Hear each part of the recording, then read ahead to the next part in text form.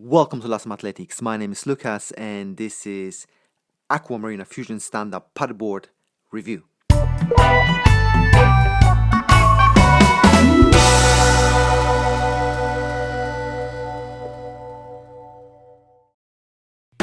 Before we start, I would like to give you some specifications of the board and its components. Aqua Marina Fusion is inflatable and it's made of single-layer PVC material and drop-stitch core.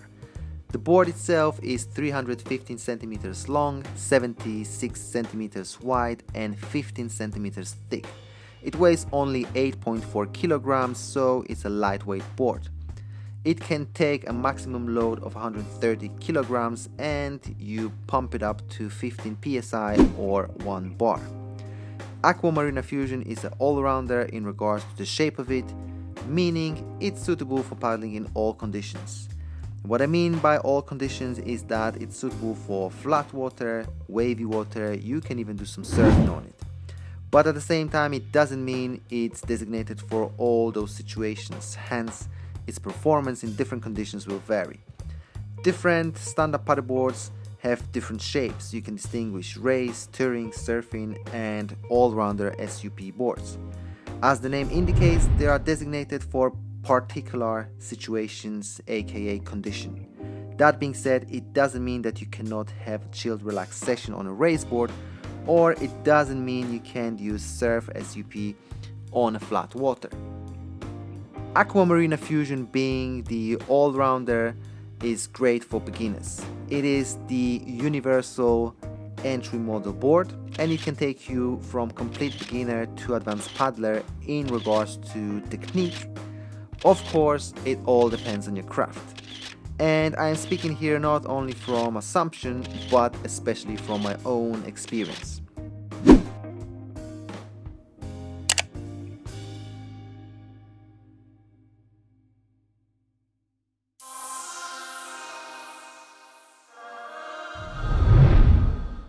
On the top deck, we've got nice honeycomb pattern traction pad made of EVA foam, providing excellent grip. In my opinion, the EVA pad could be longer at the back of the board. I find when I do a pivot turn sometimes I would like to step further back to lift the nose of the board higher. I wouldn't at the same time consider this as a disadvantage of the board. It's just my personal preference, since on a few occasions I went past the EVA foam with my foot and slipped, falling off the board into the water. On the other side, if you put your foot at the back of the EVA foam, it will allow you to lift the nose of the board high enough to perform the successful pivot turn.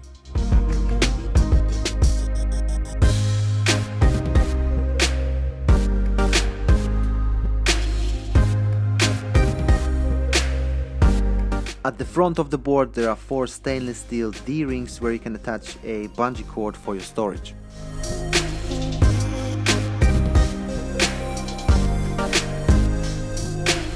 At the middle of the board there is a carrying handle which makes it easy to carry the board around when inflated. At the back is another D-ring for attaching your leash. The air valve is also located at the back.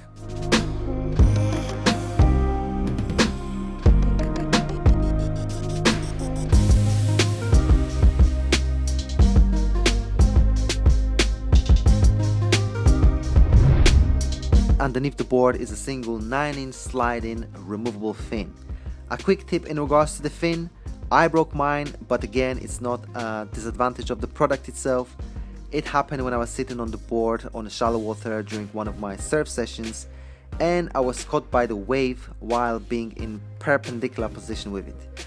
That caused the fin to touch the ground and as an effect it snapped. By the way, the board without the fin will just spin around when you try to paddle on it, if you ever was wondering why do you need a fin.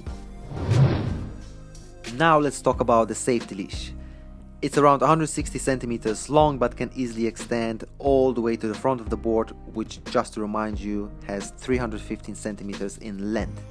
The safety leash is made of straight expandable band, and at this point I have to admit that on few occasions the leash came undone during my surfing sessions, causing the board moving quickly away from me. But at the same time I have to make it clear and highlight very clearly that it was on a very wavy sea in a quite windy conditions. As I mentioned before, the board itself is not designated for those type of conditions, and remember, it is the entry level board, which will become much more prominent during the exploitation of its components, aka accessories like fin, leash or a paddle, much more than the board itself, which is very durable and it can withstand scrapes and cuts. So coming back to the safety leash, during the so-called normal use, the leash wouldn't fail on you. On a quick note, I've started surfing on this board after a few months of use and after I gained some skills and experience, so losing the board by disconnection of the leash didn't cause me any harm, but you could easily lose your board in this type of situation if it was blown away by the wind or if it was pushed by the waves and currents towards the middle of the sea.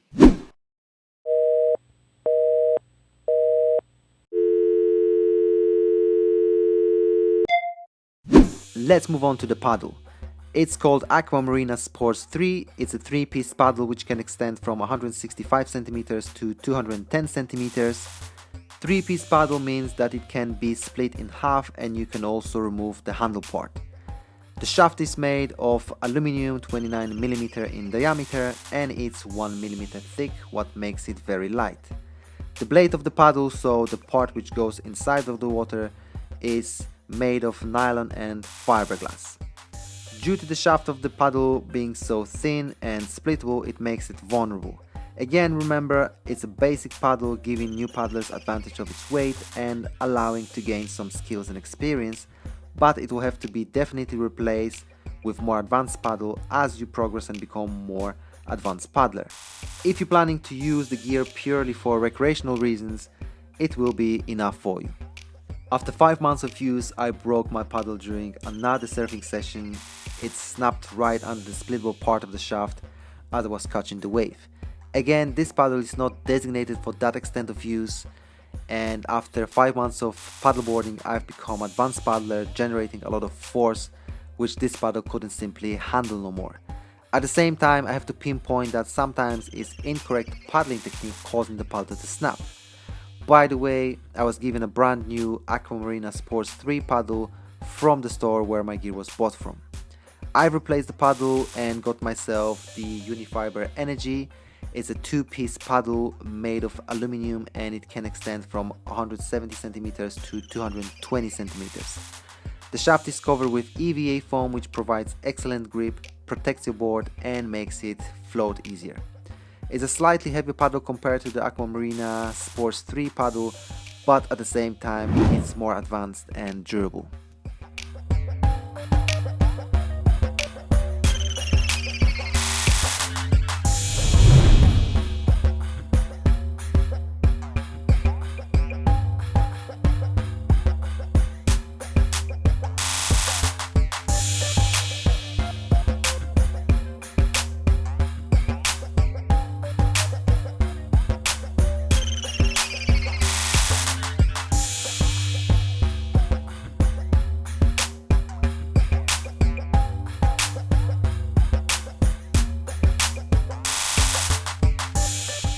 To round it up, in my opinion, Aqua Marina Fusion is a great way to start your adventure with stand-up paddleboarding. The board itself can feel a bit unstable at the beginning for newcomers to the sport, but with some practice you're going to build your confidence with it and you'll definitely find your place on the board. The product has nice quality look and it comes with all necessary equipment to get you on the water straight from the start. You can build nice speed using this board, and in terms of maneuverability, it provides good handling. I would definitely recommend it to all of you with confidence. It took me from beginner level to advanced level. It allowed me also to develop my technique and build an amazing skills. It's a great board and you can make it amazing. On a side note, I'll be getting my very first hardboard to progress even further with stand-up paddleboarding thanks to engaging with Aqua Marina Fusion. My name is Lucas. I would like to say thank you for being with me. And remember, be inspired, be creative, and be active. I'll see you soon, guys.